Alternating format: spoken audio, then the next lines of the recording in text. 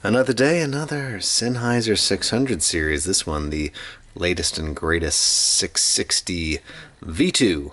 Yeah, I don't know that Sennheiser and I like see 100% eye to eye. Like, 800 really, definitely impressed me. The 650, 6XX, some of the other 600 series I've had sort of a strained relationship with. Admittedly, they have technical prowess, but do I fall in love? Not typically. It's going to be one of these ones where people tell me I just don't get it. It's not for me. I'm not using it the right way. And then, all good, all good, all good. What do you get? What do you get with this new one? Well, this dropped with a $599 price point, and I think has already dropped down to a $499 price point, and we all suspect it'll be at more of a 350, within a year, which makes it an upgrade, of some of the other options rather than some new 600 flagship thing at 600 bucks. Tough sell, but that's the introductory price, and that's what Sennheiser loves to do. But we're already at 500, so we're getting there. And 500's a crowded territory, right? It's like Audeze, Hyphaman, Dan Clark Audio, Bear Dynamics, Audio Technica. Everyone's got like pretty solid $500 offerings, both in dynamic and planar open back headphones. So a lot of competition here, but there's a lot of love for Sennheiser, right? Like, people are dedicated to these and collect the variants and really go deep on this stuff. So I'm not that guy. That's not my perspective. Just fair warning as we get into it. What do I like about this headphone? I don't mind the clamp, the Sennheiser clamp. I think it's a light, it's a comfortable headphone. It feels like it's built to just kind of last forever. It's probably been engineered to death. Like, the makeup of these plastics and materials are probably just so dialed in at this point that, these things are going to just go on and on, like cockroaches beyond you and me. In terms of sound, you get a cleanliness, a clarity. I feel like it's a bit of an analytical headphone. The word flat comes to mind. Flat frequency response, just flat and clean and pure.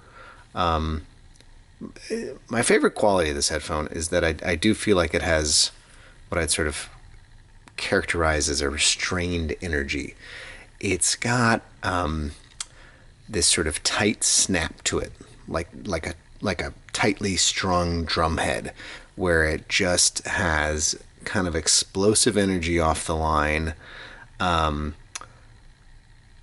was listening to this artist, Rajan Swaminathan. I'm sure I'm murdering that, as always. The song Retrograde. And I'm not sure the exact percussion instrument, sort of like Doombeck-esque hand drum stuff.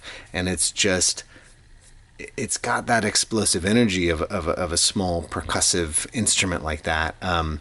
And on these headphones, it just felt so real, so exciting, so energetic.